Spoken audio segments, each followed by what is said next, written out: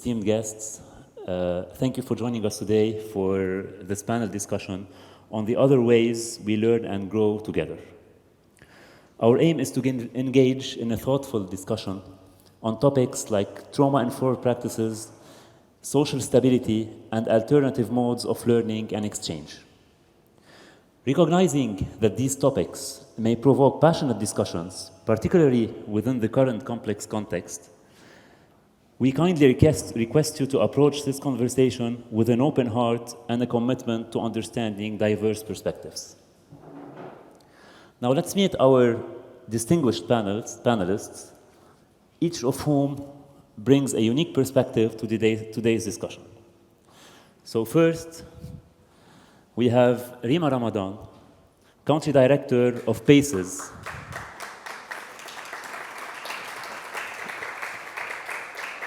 PACES, that stands for Palestine Association for Children Encouragement of Sports, working to provide psychological support through sports program for children in marginalized areas. Yep.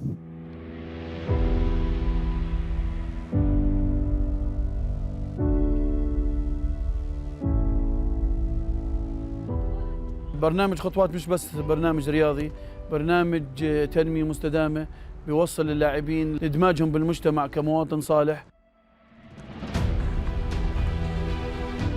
أسرع يلا هنا صبا. مؤسسة خطوات أضافت مهارات حياتية، هاي المهارات الحياتية أنا بالنسبة لي حتى أنا كشخص فادتني مهارات حياتية لا بتخص اللاعب كلاعب، مهارات اجتماعية بتخص اللاعب والمجتمع اللي حواليه. أنا كنت صراحة كثير حابة إني أجي هنا وتعلمت من صديقاتي والكابتن والكوتش، تعلمت كثير أشياء، تعلمنا كيف الشجاعة، تعلمنا كيف نتدرب، تعلمنا كيف نكون أخوة. أنا جيت هنا تأثرت معاهم، صرت مجتمع واحد، صرنا زي العيلة، كنا نحب بعض. كنت أشارك هون بالتدريبات هون، كنت أسجل أهداف، زي ما قلت لك الثقة زادت عندي، فكذلك صار معي بالمدرسة، كنت خجول يعني أجاوب أرفع إيدي بس ما كنتش متأكد من السؤال إنه صح، بس لما صرت أجي هون صرت أجاوب بكل ثقة. بمؤسسة خطوات خليك تقدر تضبط نفسك أكثر من اللازم، بتبدأ بتنطلق لعملك، بتأثر عليك حتى في عملك الأساسي بعيداً عن الملعب، بعيداً عن التدريب. خطوات ساعدتني على تنمية قدراتي اللي كانت مدفونة، وساعدتني إني أتعرف على أصدقاء وصرت اجتماعية، قبل كنت انطوائية ومنعزلة. الكل بلش حياته من الشوارع من الحارات إنه يلعب فوتبول، بس لما اجيت على خطوات هون بصراحة حسيت بإشي أحسن بكثير، حسيت في مدربين بيهتموا فينا، في يعني استفدت كثير، اتطورت مع خطوات سلوكياً، صرت أتعامل مع الناس غير، أحكي مع الناس غير، وفي كرة القدم تطورت كثير بصراحة. كثير تأثروا سلوكيات الأولاد، اختلفوا من أول ما بلشنا لحد ما طبقنا برامج التنمية اللي أخذناها عن طريق خطوات. مؤسسة خطوات وفرت لنا بيئة آمنة للأطفال، من خلالها بيمارسوا هواياتهم. فرص البنات قبل مجيء مؤسسة خطوات إلى قرية زبيدات كانت تقريباً منعدمة. كل طفل بالمدرسة حلمه أنه يكون بمؤسسة خطوات لانضباطيتها العالية، لجودة المدربينها واختيارهم وآلية اختيارهم. بداية حياتي الرياضية كانت خطوات، وشاركت لأول مرة خارجيا في خطوات، وتأسست في خطوات، وحاليا ستيب باي ستيب أنا ماشي من خطوات. شكرا إنكم تخدموا المناطق الأقل حظاً، لأنه هدول الأطفال هدول اللاعبات ما عندهم فرصة تانية إلا خطوات، وبيلتهوا بشيء مفيد لهم اللي هي الرياضة أحسن من يلتهوا بأي شيء تاني.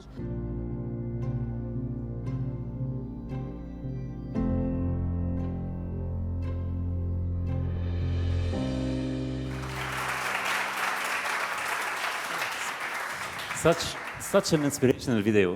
Rima, do you want to add something before I move to the next panelist? So PACES Charity is a UK-based charity organization. We have been founded since 2006, and we are currently working in Jordan, Palestine, and in Lebanon. They asked me to sit. So we are currently working in Jordan, Lebanon, and Palestine. I want to take this moment specifically today to talk about our programs in Palestine. So we work in West Bank, and in Gaza. Unfortunately, due to the current situation, all of our activities are suspended. They are on hold until further notice. We have 2 staff members, 2 colleagues in Gaza, which we know little about if they are safe or not. We wait every 24 or 48 hours just for them to send us one message to ask about them if they are okay or not. So allow me please to send this message to Nihal and Jamal to tell them to stay strong, and they are in our thoughts and in our prayers day and night. And for Raya specifically, the country manager in Palestine, I know she's under a lot of stress. I want to tell her that she's brave enough. We are 100% sure that better days are coming. Thank you.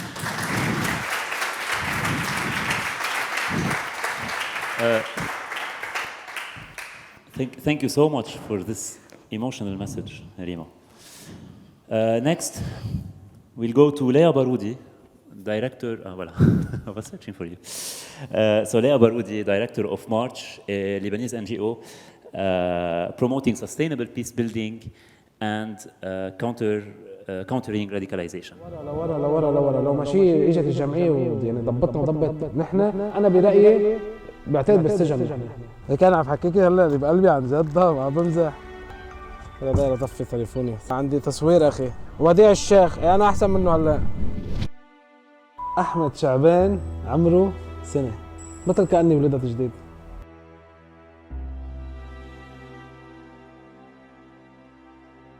فترة المعارك بلشت أنا أتقرب أكثر وأكثر لقصة السلاح، ننطر المعركة مناطرة، جريت فيها بالفكر في حل واحد إنه تحمل البارودة وتدافع عن نفسك. يعني أصغر كلمة كانوا يقولوا لنا إنه مثلاً بكرة بينزلوا بيعملوا فيكم مجزرة مثل ما عملوها بال86. أنا فتت بال2013 على السجن، لوعة الفقر والقواس كثير والله استغلت على حولي صراحة، لأنه أنا كنت بوضع كثير إنه كثير ليك ممكن حولي ما كنت حبه. طلعت على الجمعية قدمت وكذا وهيك، أول 3 أيام ما تقبلت الفكرة. في جبل محسن بالضاء، لك وين وصلت أنا وياه بدنا ناكل ونشرب مع بعضنا، بعدين شوي وشوي بسطت. أول شغلة جملت منطقتي، ساهمت بأمور ساعدت هذا الزلمة بترميم محله ليرجع يقدر يشتغل. كثير والله استغلت على حولي من ورا الجمعية، يعني انه العقل اختلف، شعور بتطلعي من حياة بتصيري بحياة. من ورا الدراسات اللي عم ناخذها بالجمعية وكذا وهيك، صرت نحن عم نركض للصلح. وين كنا وين صرنا؟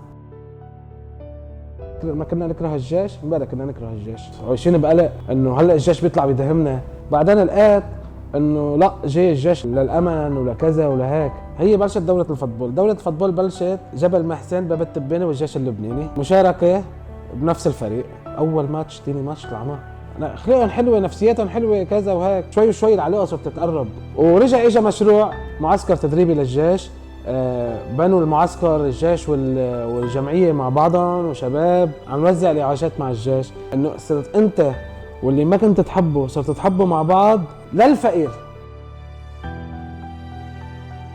صرت منفتح على الكل، مثل ما انا وعيت شباب معي كثير انه نحن قدرنا ناثر على غيرنا لو ب1%. شي جمعيتين مثل جمعيتنا تنعشوا المنطقة، ترجع المنطقة أساس شغل أساس كذا. حياتي تغيرت كلياتها. بابا حابب أرجع لورا، وعندي ولد عمره 7 سنين اسمه آدم، هلا بالثاني. أول ما خلق كان في حرب، الفكرة إنه أنا ما بدي خلي هلا يربى هيك، والمبسوط فيه إنه بيحكي غير عني، بيحكي فرنسي بيحكي كذا. أنا ما بعرف أحكيهم هيدول. أنا أحمد شعبان اللي غير كل حياته الماضية، أحمد شعبان الجديد.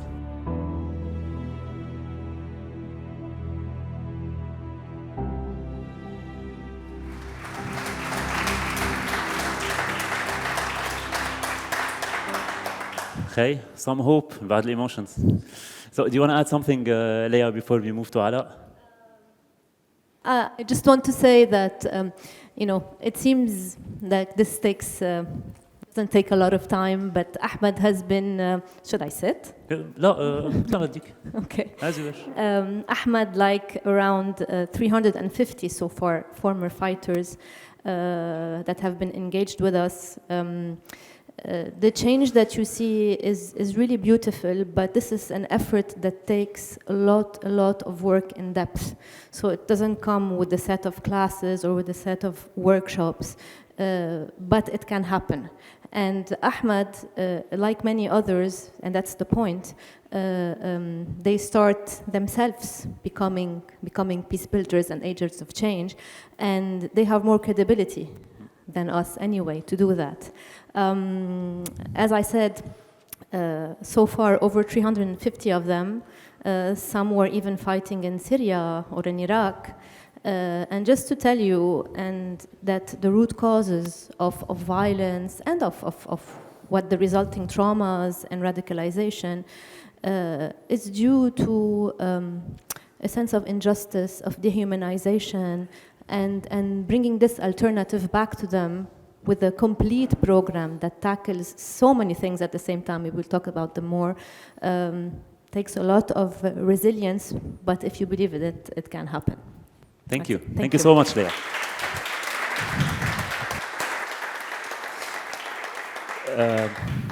Joining us also today, Minawi, an installations and performance artist, as well as the founder of Beirut Summer School for Theater and Performance, who is going to bring this creative and artistic touch to today's panel. أنا اسمي علاء. ب4 آب أنا ما كنت بلبنان، كنت بأمستردام، كنت بالبيت، كنت عم بدرس امتحانات اللغة لأنه صار وقت أتعلم اللغة الهولندية. على الساعة 5:30 بيوصلني واتساب مسج بلاقي فيها فيديو. 5:30 بأمستردام هي 6:30 بتوقيت بيروت. بمسك التليفون وبشوف الفيديو اللي كلنا شفناه اللي انشهر، الفيديو تبع الانفجار والعصف تبع الانفجار عم بيمشي وعم بيقش البنايات بناية بناية. هلا أنا بحياتي تقريبا شفت شو 6-7 حروب، وبعتقد كل حدا هون بالصالة شاف له شي 8-10. بس شفت هيدا الفيديو كنت مأكد إنه غير كل شيء شفناه بحياتنا. مسكت التليفون حطيته على جنب، وأول شيء عملته هو إني نمت.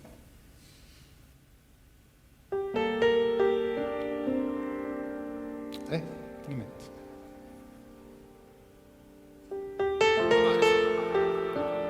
ما بعرف كيف، حتى ما بعرف قد ايه وقت قعدت.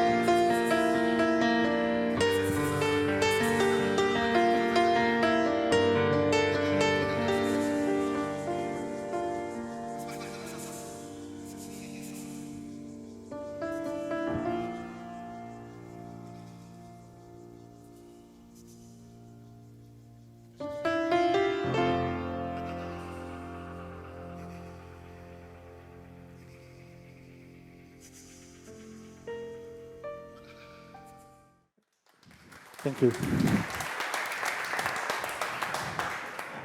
هيدا كان بارت من performance هيك ببلش بلش بحالي قبل ما أطلب من الجمهور يشارك بقصصه والتستيمونيز شو صار معهم بانفجار بيروت. طلبنا من الناس يبعثوا لنا قبل العرض رسائل يعبروا بالطريقة اللي بتناسبهم، بكلمة، بجملة، باراجراف كاملين، يخبروا شو صار، شو حسوا، أو how they positioned themselves from it. And أنا جمعت القصص، بس فلاديمير البيانيست وأحمد عامر اللي بيرسم الدروينجز ما كانوا بيعرفوا القصص. So بيطلع على المسرح وبلش يقراهم، بيسمعون هن لأول مرة and they improvise the drawing. وكانت الفكرة هي how do you take in such a hard story and transform it. And the word transformation was key in the performance that we're doing. We did not pretend that we are healers, وكتبنا هذا الشيء بشكل واضح بالبروجكت تبعنا, but we only aimed at breathing out that breath that was held inside us during the explosion. So last but not least, we have Arpie Mankassarian. Arpie is the founder and general manager of Badguer. يمكن حدا منكم تغدى عندهم أو تعشى عندهم أو راح لعندهم شي مرة. So it's an art incubator and cultural platform. Let's define it like that. And a sharing space, food وكل شيء. That plays a very important role in promoting Armenian heritage.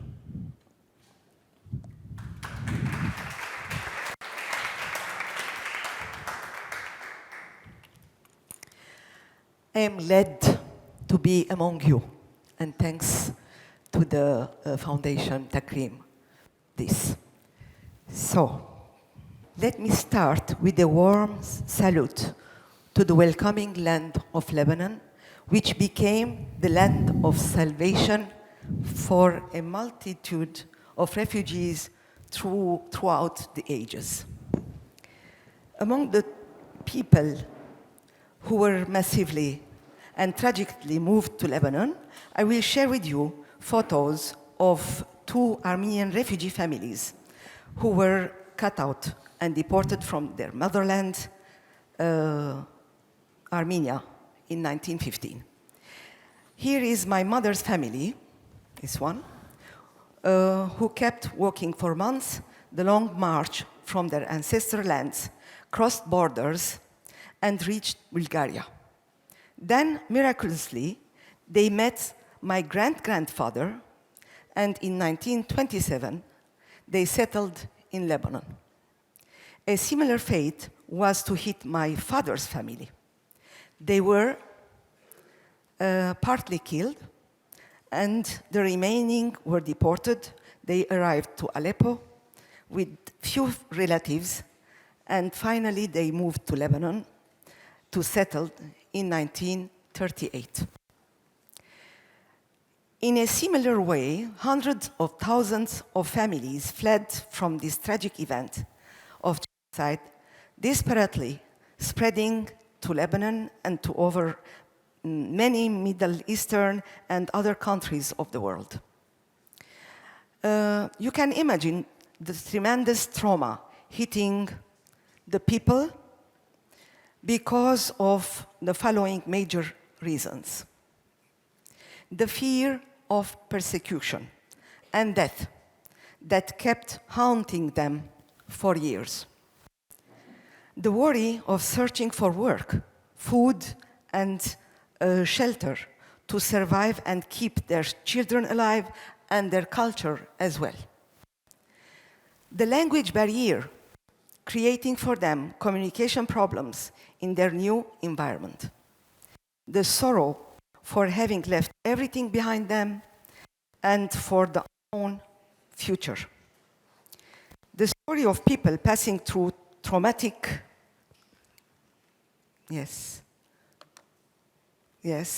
traumatic events has common characters. The story of people, common characters. In the case of my family, Armenian deportees, they were alone in their fight for survival, but never hopeless.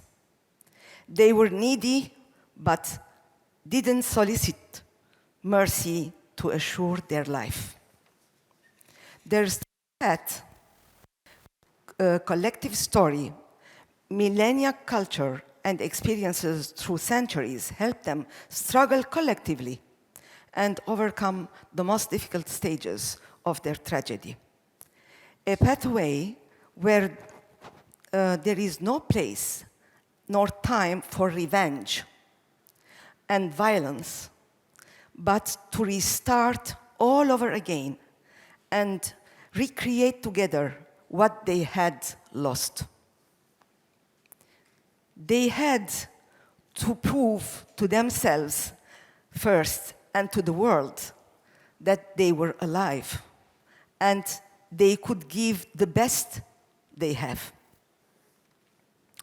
The will to live and survive was clearly manifested in their participation in transforming the wetland of Burj Hamoud to a city. They created streets, built schools, churches, houses, workshops, theaters, and named their neighborhoods by the same names of the cities they came from to keep their memory alive and their hope alive. They founded their own associations.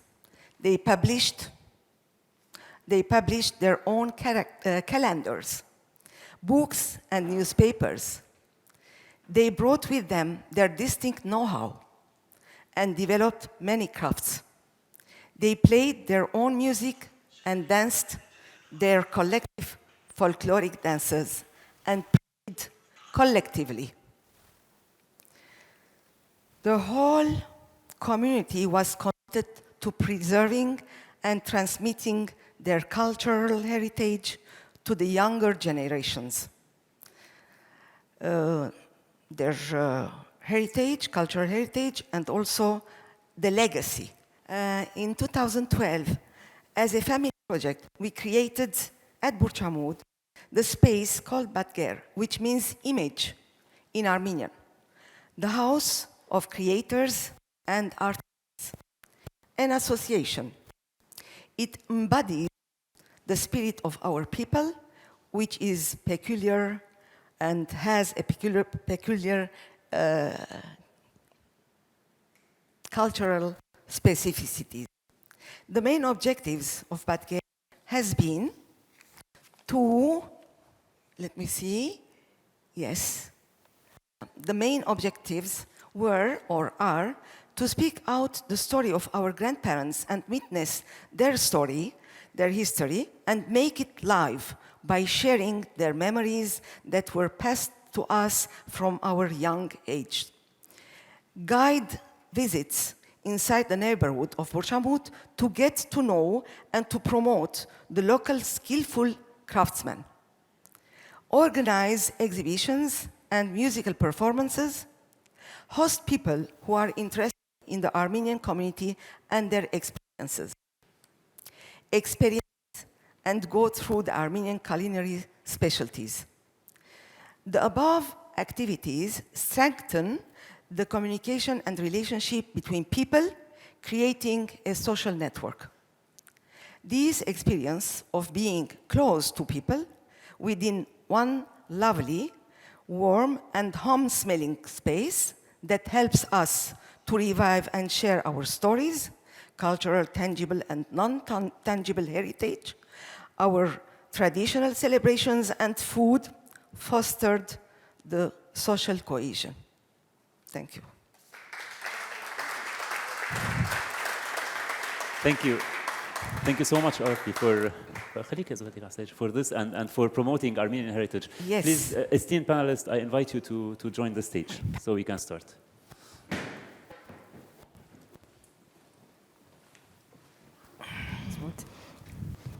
Very nice. All right. Well, thank you all for these presentations and videos, and thank you for all the work actually that you're doing with the communities and with your teams, for to help these communities in topics related to trauma and social cohesion and social stability.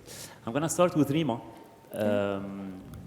And Rima, I'm going to ask you, so we saw the video about the children playing basketball and football and other sports, but can you tell us a bit more about the activities that you implement as PACEs, and why do you do that? Why do you implement that type of activities with the children? Okay, definitely. So, we implement activities with 3 target populations, not only with children. Okay. So first, we work with local partners, sports clubs, local CBOs, grassroots organizations, and CBOs, be it inside the refugee camps. These are football coaches, basketball coaches, volleyball coaches, and wheelchair basketball coaches. These coaches are being capacitated on a technical level. That is, they get certified from FIFA, and also from the Volleyball Association or federations in Lebanon, so that they know, we give them the know-how on a technical level, so that they can implement activities with children, and at the same time, they are also capacitated or trained by expert life skills on life skills topics, so that they implement sports for development activities with children. So they are not only basketball sessions, it's basketball for development. As for the last set of activities, we do implement directly activities with the children. These coaches implement on a weekly basis over a period of 10 years. Sports for development activities with children. Children enroll at the age of 6 and they graduate from the program at the age of 16. It's a 10-year cycle, so we are there for the children. Even after they graduate from the program, they become volunteers, interns, and we support them in scholarships. So basically, we reach out to 50% female participation, be it from the children, the girls participating in the activities, and also from the coaches, okay?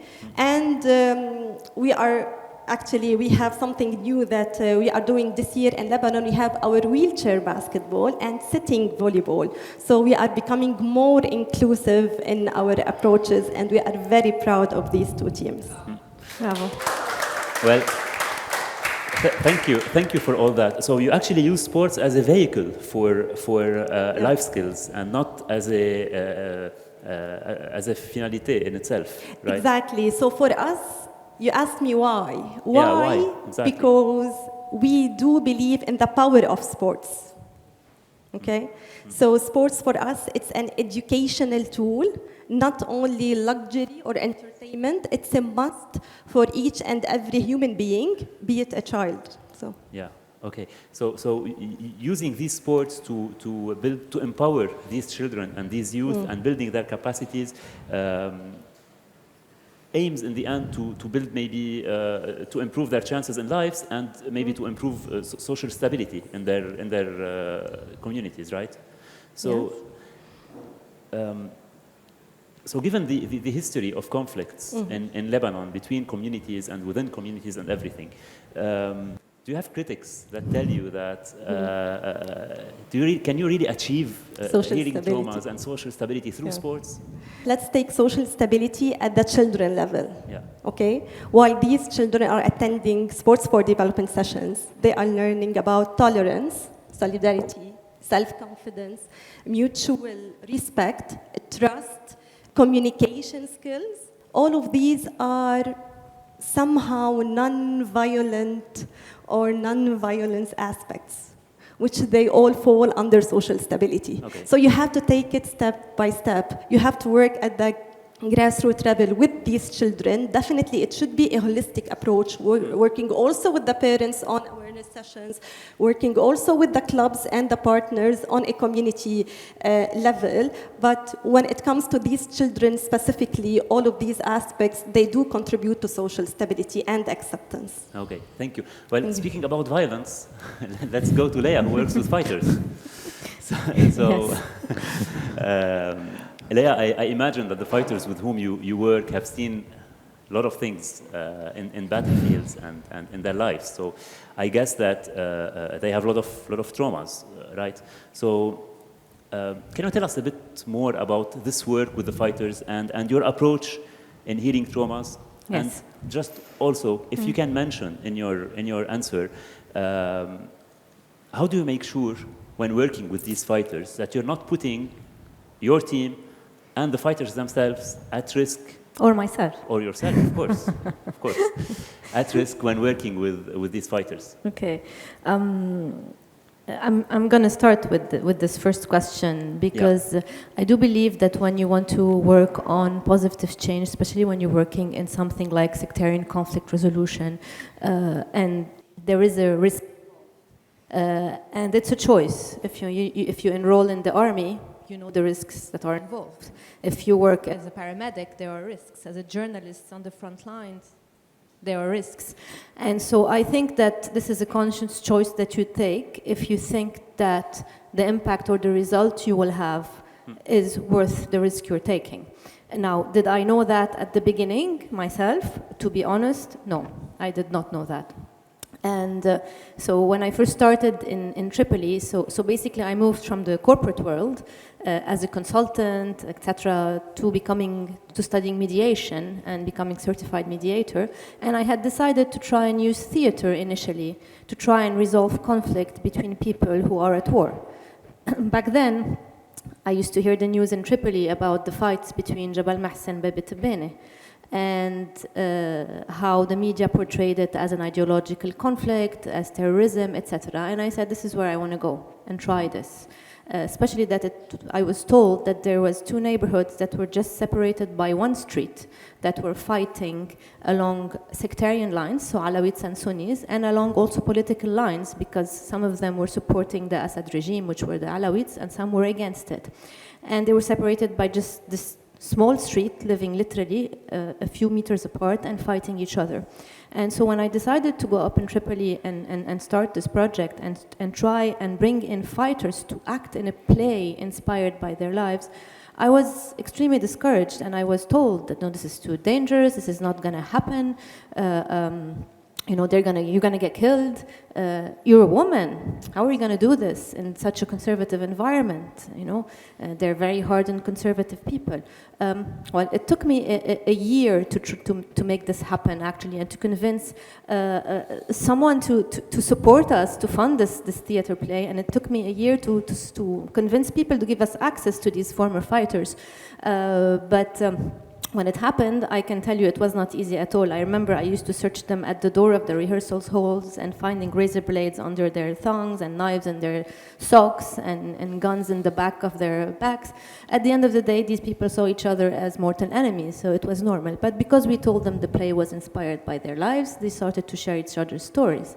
And when they shared each other's stories, they started to realize they were much more alike than they thought, and friendship started to grow. And we had called the play back then in 2015 Love and War on the Rooftop, because they told us that everything used to happen on rooftops, from snipers shooting at each other to friends playing cards, etc. And the only place that they used to meet from people from the other area was in prison, because there were no spaces for these young men to meet. And this is where the rest of the program came in, where we opened a cultural cafe and a cultural hub right on the former demarcation line between Jabal Mahsen and Beirut Summer, where they could meet and unite around positive ideas, around art, around learning, around vocation, around supporting their communities. And this is where the program developed into a complete, today, holistic program. We had a tiny, tiny cafe back then, 2016. Now we have a big community center that started to grow organically and that tackles all the root causes, not only of sectarian-based violence, but even of radicalization and of grievances and of trauma. So it's psychological support, it's education, it's community development, it's empowering them, it's giving them an alternative that makes them feel heard and make them feel relevant at the end of the day. Yes. Yeah, well, since you're talking about this place to share, where people share things, let me go to Arpie, who who told us that, who showed us how Badguer actually focuses on Armenian heritage. Of course, we all know what Armenian went through, right? Yes. So, can you tell us a bit about how do you use this Armenian heritage to create this inclusive space that's at the same time sensitive to historical trauma and disparities? And do you face challenges in doing that? When you have a space that embodies or reflects culture and especially, yes, stories, history about people, and their, I told, yes, history and their struggle for life. Yes, you want to go and to find, to search and to find these people and know about them and meet them. Or, because we are also like a matching association, matching entity to match people to people.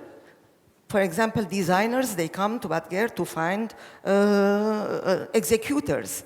And we have a big number of craftsmen in our network, so we can match people with people. So when you have a space that reflects a soul, people search for that soul.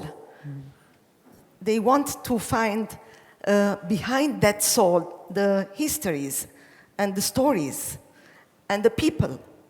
We are all the day there, me, because they search for people who speak and who tell them stories, authentic stories, not invent, create stories, real stories that embodies will, fate. So yes, that space becomes a positive space. Okay, so you use this history to make it, to create a positive space. Yes. Instead of, Culture becomes a tool, if you want. Yeah.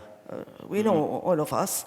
You can use it as a tool just to bring people under one ceiling and to share everything, to share your stories, to share your positivity, your joy of life.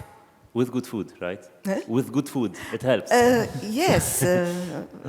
I don't want to no, I've been to Badguer before, actually, knowing you on this panel. It's just a wonderful space, really. We offer specialties, Armenian culinary special. Yes, because it's also in the objective to revive and to preserve the Armenian culinary heritage. So we don't have a restaurant, we have a dining room. We transferred our dining room with the different decorations which are not decorations. Every item has a story. In every corner, they speak these items. So we transposed our dining room to Badguer to share everything between us. And this is wonderful, but I want to ask you a question about promoting a specific heritage. Yes. There are often critics about when someone promotes a specific heritage, in this case Armenian heritage. They may tell you, well, actually this might be divisive in the society. So, because people who go there, Armenians Lebanese of Armenian descendants who go there may start feeling more Armenians than Lebanese if they go there. So, what do you respond to this critic? It's not necessarily at Badguer, but in general. Yes. For me, I belong to my roots, Armenian roots. And I know very well my culture, my stories, and I am proud of them. These values and qualities, I want to keep them. But also, I am proud to have a Lebanese identity. It adds values to my Armenian cultural values or social values. So I have double identity. My Armenian cultural identity, if you want, added with an added value, which is my Lebanese identity. And we are promoting this. Yeah. This is in our program, our objective. I feel, just to tell to you, that I feel special being Lebanese Armenian. I am really a special person. Yes, you are. Thank you. And this is what we are promoting to everyone, not only to the Armenian people, to the Lebanese. When they go to the United States, when they live abroad, they have to be proud, really. And yes, because our Lebanisity, notre Libanité, nous donne des valeurs que les autres pays n'ont pas, ne les ont pas. Thank you for the powerful message, Arpie. Now, let me go to Ala. So Rima uses sports to work with the children on trauma. Lea uses more dialogue. Arpie uses the sharing experience. You use art. So can you tell us about a bit more about that, about the role of art regarding healing traumas and challenging social divides in a society? First, thank you for having me, and among really inspiring people. For me, arts, mainly what is art? It's a form that is made, and then there is a spectator who reads that form and then sees if they can relate to that form emotionally, psychologically, intellectually. And if they relate, that means there is something in that story that they understand or that resembles them. Then there is a part of them that is in the story in front of them, whether it was a painting or a theater or music. And with that, I would say the role of art becomes related to the emotional story that comes with it, and then how you navigate it as a director and a maker. Then we go to the artist. If the artist decides to present a story with the focus of healing or with dealing with trauma, then there are certain steps to take. But then we go towards drama therapy, we do psychosocial support, interventions. These are all tools that have been used to heal. Even therapists used theater or artworks with children. They make them draw to express. So for me, it's an additional language, more than the verbal language, where you can express about pain or healing from that pain in more than just words. In that sense, it has a presence in that. We've seen your performance in the intro. I've seen it maybe now for the 10th time, and I was also close to breaking. It's such a powerful performance. So, have you been in a situation where you were, for instance, delivering an artistic workshop or in an artistic expression where someone intended initially to heal trauma or to foster social stability or something like that, and this performance ended up in opening old wounds? And how did things go? I don't think it happened in our performance because we, anyway, from the beginning of this performance, we had a therapist with us who was advising us throughout the process, and we were actually reaching out to them to see, will this trigger something? What kind of pillars should we use? How do we conclude when we open such wounds? How do you close it? But in general, I have watched some performances. For example, for me, I find it very hard to watch a performance where they put the sound of the Beirut explosion within the theater performance itself. I find it very harsh for the audience to have that, still till now, even 3-4 years from now, because you're triggering, especially if there is no closure that comes with it. So yes, I've watched some places where I thought, okay, how do you deal with this? How do you close this? You see that the audience body the seating position changes, because I was sitting with the audience. You see the energy changes. But then how do you make a closure for this? So there is a responsibility in that sense, and it might happen if you don't treat it with care and some ethical approach. So Ala, you mentioned having a therapist in this during this performance. So, Yeah. so I'm going to go to Rima and ask about that. So each one of you uses different tool to heal traumas, and so you use these tools for collective healing, right? Yes. And some may argue that these tools, sports or dialogue or performance or sharing or whatever, may not be as effective as classic or modern clinical protocols for trauma healing. So what do you say about that? So just Ala was saying, we have a sports psychologist with us, okay, on regular basis, with the coaches and with the children, because we feel that this is very important, okay? So this is one.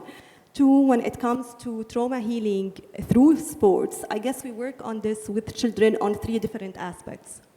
The first one is when it comes to physical action or anything related to the body. For example, one of the children, I remember, he told me in Rashidiyya refugee camp in South Lebanon that I can only feel my body when I'm actually playing football.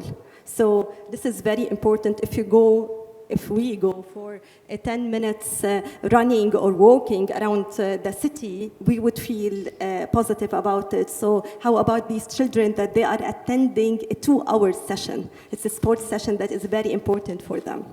So this is one.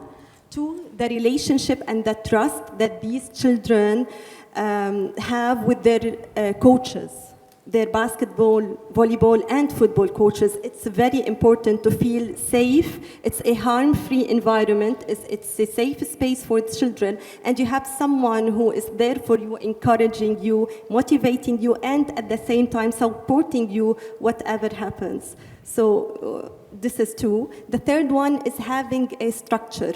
In order to heal trauma, you should have a specific structure, which means something that they, for example, a session on regular basis, twice a week, 8 times a month, over 10 years. It's something very structured that also helps in trauma healing. Okay. Thank you, Rima. Well, you bring these youth and children together around these games. Let me go again to Arpie, who brings people together over at Badguer. So can you tell us a bit more about people who go to Badguer? What do they search for when going to Badguer, and what do they share there at Badguer? People who are curious.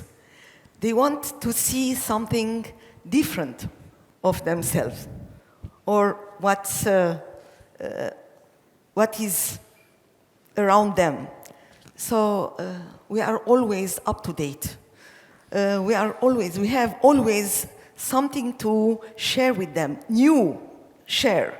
I was just, because we believe that we are a wealth for Lebanon. Nous sommes une richesse pour le Liban. So, yes, we want to share and to believe also people that all of us, all the communities, I don't like to call communities, all the social groups with their specificities, cultural specificities, they make Lebanon richer. So we try hard, yes, to follow and to promote also to the generation to be qualified people and to be proud of their, and to have something new to give. Because Lebanon has that mission, always new. And then we have the fear. When I say we, sometimes I classify myself as a Lebanese, and sometimes as an Armenian, let's say, without dividing the two entities. So my parents and us, we have a fear, and that fear comes from already they had lost a land, they had lost rights. So we don't want to lose anymore a patrie. So those who lose a patrie, a homeland, they are nothing. So we are striving to not together, with all those who come to Badguer. We promote and we work in that direction to make them aware to not lose this land, which is Lebanon, which belongs to everybody of us. Thank you, Arpie. Well, since you're talking about fear, let me go to Lea and talk about another type of fear. I'm sure that when you work with the fighters, some people may not be happy with that because some people exploit divisions to make personal gains or, Politicians. Whoever. So have you ever faced, as March or as Lea, accusations that you're using your work to, for personal or political benefit for your own? How do these accusations manifest concretely? Of course, not just accusations, but threats, sabotage attempts. I remember when I first wanted to open the cafe, the youth that were with me were completely against it because they were afraid. They were saying they're going to bomb us, and they were getting already threats from their own communities. You traitor, you're going with the other side. You've become. But at this moment, I realized that sometimes you have to have thick skin and you have to lead. Leadership is needed when you want to make change. So I did it anyway, and everyone was betting that I would last only 3 months, etc. But we got Molotov bombs thrown at us. We got people coming in with big guns threatening us, and we got a lot of rumors of sent by whatever politicians groups, extremist groups, etc., that we corrupt the minds of these young men and we move them away from jihad and from religion. We are the place of the atheists. We are the place of a lot of rumors and even one of the young men that is with us today and that's actually has become a fashion designer with us, he had been fighting in Syria for 4 years with ISIS. And then he went 5 years in prison. And when we were doing the play, he was in jail and in prison in Rumie and in Building B, the building where they house all the people convicted on terrorism charges. There are TVs and phones and everything, etc. And he was watching with his friends, the play and then opening the cafe. And he told me afterwards that he was planning with him and his friends, due to constant calling them and brainwashing them that what's happening, to throw a bomb at the cafe. And so yes. We were accused of CIA, whatever, every day something.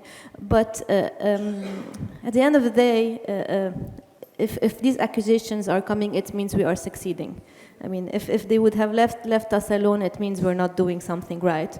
So I say we're doing something right, and we have to bear the consequences of it at the end. Thanks. Thank you.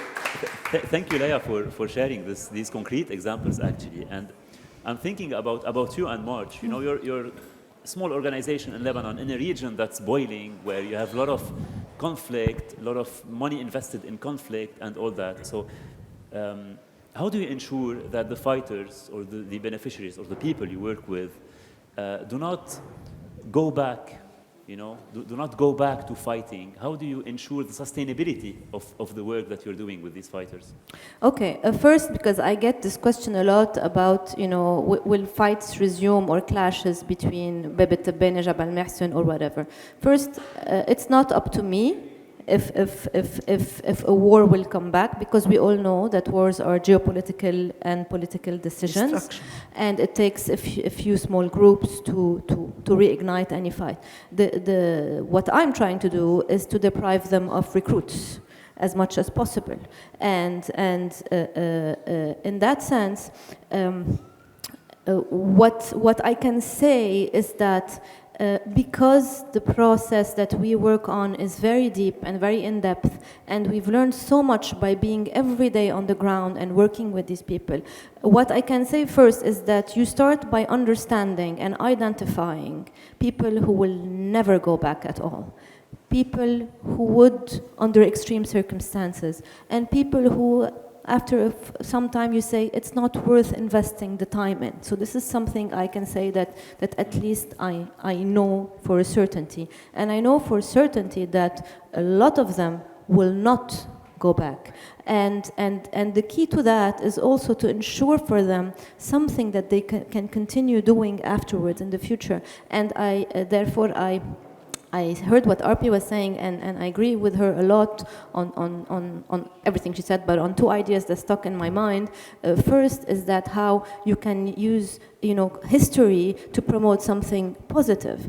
And I'm very proud that today Kahwatna, our space, and a trail that we created that's called the Love and War Trail are today official touristic landmarks by the Ministry of Tourism, and you have former fighters who have become tour hosts and who give you a tour of the area, and Kahwatna is actually a touristic site and a touristic landmark today, and we're having visitors that come from even outside Lebanon that come and visit, and they share their story of the bad things and the war and how they transform things to people. And this is very empowering for them. And so this is an example. Another point I wanted to make when Arpie was talking about identity and having two identities, there's a book that helped me a lot, and I'm sure a lot of people read it, in de-radicalization program. It's the book of Amin Malouf called Les Identités Meurtrières. And there is something that he says in this book that opened so many doors for me when I was working. He says, we all have multiple identities. Every single one of us. I'm Lebanese, Francophone, I have Canadian nationality, etc. Every one of us has. The problem happens when one of these identities is threatened. It overtakes all the other identities. And this is what happened with people, for example, who go and engage in terrorism activities, or who become first and foremost the identity that they feel is threatened by. So the key is to make people feel safe within their identity, and bit by bit you will see them adopting so many different identities that make us special. And this is what I wanted to end with. Thank you so much, Lea, for all this and all these stories. So to end this panel also on a positive note and in a story, can you please, Ala, share with us a transformative experience or story or project that you did that highlights the power of art? And do you have any recommendations for our attendees in regards to art therapy or healing traumas through art? I'll start with the first one and then we'll move to the second one. In the same performance, waiting for it to end, I had a friend who was deeply affected by the Beirut explosion. So he was very close to the Bernard Khouri's building that was facing the port. He survived, he was damaged, and he had a lot of trauma came with it. And when he heard about the performance, I sent him an email asking him if he feels like it, that he can send us a story and share it with us. So we performed in October, a year after the explosion, and he said, I'm going to write something, because my therapist is advising me to write, because writing means transforming what you went through into words, so contextualizing into one A4 paper. That is the beginning of the process. But he didn't, and the performance finished, and he didn't come and watch the performance. And then a year after, so that's now we're 2 years after the Beirut explosion, in February we presented again in El Bustan Festival. And then I asked him again, that I just informed him that we're performing, and I didn't say anything. He said, I'm going to write this time. And then he wrote and sent the letter to us, and we read it on that day. It was first very hard to read a friend's story, but then when the performance finished, he stood up in front of everyone, because he told me first before that he wasn't able to express it and put it in words. It was too hard to do it.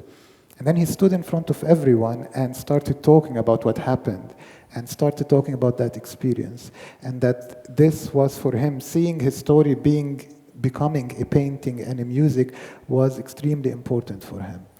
And that was a very transformative moment in his therapy sessions, because lots of therapists sent their patients to come watch the performance for that purpose. So for me, that was a big success for the project in hand, because it's not hard to take a topic, be serious about it, and also deal with it in a way that is still cathartic for the others. Advice in terms of, well, it depends. I'm not a drama therapist. I cannot give advice, but what I say that what we used in our work is using 3 pillars. We're gonna receive the story, we're gonna recognize it, we're gonna respect it, we're gonna acknowledge it, then we're gonna transform it based on what it has done to us and transform it into art, still recognizing it but transforming it, and then we send back the person who sent us that story, we say something to them. So these were the 3 pillars why we were doing the music, the improvisation. We take it, we see what it has done, transform it, and then say something without words to that person who gave it to us. I think these were very important pillars. And the last thing I would say is, a year after the performance, we sent every single person who sent us the story, the video, also checking on them, saying, how are you now 3 years later? How do you position yourself? To find out that with time, you process and you get further and further away from the center of that trauma. Super. Thank you. Yeah. Thank you so much for this powerful story and for everything. Now our panel comes to an end. So I want to thank everyone. I want to thank, of course, Rima, Lea, Ala, and Arpie for sharing. I have a go ahead. Not question, but you know, we need awareness for the youth, because there is a lack of motivation and interest. They are not interested by their cultural heritage, by their legacy. So maybe, in a way, in the educational curriculums in the schools, they have to integrate, because it has to be tackled, this issue. They are really without knowledge, without respect. So this is a problem. We are facing this problem. So I'm just sharing the struggle. Well, thank you for that. I want to thank you all really for your insights, your stories, and for all the work, of course, that you've been doing. So the floor is yours, ladies and gents, if you have questions or comments to our panelists. Strategy? The first time? No, I did not have any strategy at all. No, I was not afraid. I had an idea. I was a bit afraid because when I was there, they were still. The first time I went, there were clashes, and there were clashes between the army, which was called the Battles of the Souq, and extremist fighters from Bebetebene after the army came in. So yes, I was a bit worried, but I was more curious than I was worried. This is the very honest truth. I mean, I really wanted to understand. It was the second time in my life, by the way, that I went up to Tripoli. You know, it's ridiculous how much we don't know our country. Exactly. Since then, I've go twice per week. But yes, of course, I was afraid, but I was more curious and coming with an open mind. And actually, the first time that I went to Bebetebene, I met a guy who used to call himself Atris, and he was showing me where he was hitting the bombs, and it was the first encounter, and I was afraid, but at the same time I was curious to understand why he was doing all that he was doing, and today Atris is the main leader of the cafe there, and he has a daughter called Lea, by the way. Inevitable. So you invite everyone to go there now. Huh? So you invite everyone to go there. Yes, of course, to do the Love and War tour that we have with the youth, to look at the brand that we have that's called that where fashion and. And how did you have this idea of going between two factions and doing whatever you did? You know, I had no plan. So initially, I wanted to try and use theater to reconcile people who were at war. And I used to see on TV news of what was happening in Jabal Mahsen. And it's like, you know, when you don't know where to travel and you say, I want to do this here, this is how it happened, honestly. And I had no plan to do something afterwards. But when I started to hear them and I started to realize why they were these fights and what was needed, they had no spaces to meet. They had no spaces. They were literally one street apart and they used to only meet in prison. So I said, okay, we need to open first a space. So things, you know, took over bit by bit. Back then, would I tell you, I imagine myself, you know, 10 years later having a de-radicalization program, I would have laughed then. So it started, you know, you... And the play? And the play tour, we've done... How did you come up with the play? The idea of the play? There's someone that I used to follow a lot and love a lot, which was, I'm sure you all know her, Zena Dakash, and she used to do plays for personal rehabilitation in prison. And so I thought, why don't we use the same tool to do sectarian conflict resolution? And we've done 6 plays so far. Thank you, you saw. Thank you. What advice would you give, each one of you, very short advice for us, all of us, during these very dire times we're going through? Advice. Struggle to win, not only to live, to win. To win, not to live. To give your better and to win. We have to win together. There is no another struggle. I was thinking about it while Arpie was... I would say at this time, which is a very tough time, I guess, for the whole region, breathe in and breathe out. And no, nothing stays as it is. Even the hardest moment will go at some point. I always have this belief, even in the toughest moment, it will go. And one day will pass and you will look back at it. Yeah. Maybe the thing I learned the most in the work that I do is that, you know, when you look at the big picture, you get depressed. You say, there's a problem here, there's a problem there, you know, we'll never focus on something and give it your all. You know, a lot of people ask me, why do you work only with fighters and all? This is my contribution. And every progress you do, you feel at least that something's happening and you're creating a ripple effect. So I would say don't look at the big picture that makes you, you know, crazy and you think like you can't untangle anything. And if each and every one of us can contribute in a certain aspect and one thing and focus on it, then I think we can make a collective change. I would add one thing, because you already talked about working on ourselves, which is if we can keep the children of Palestine and Lebanon in our prayers and our thoughts. That's the most important at the time being, because we can't do anything else, at least from our end. So I'm conscious of time. We have to stop the panel here. Our panelists will be around if you want to ask them questions. All right. Thank you so much, everyone, for your time. Thank you to you. Thanks.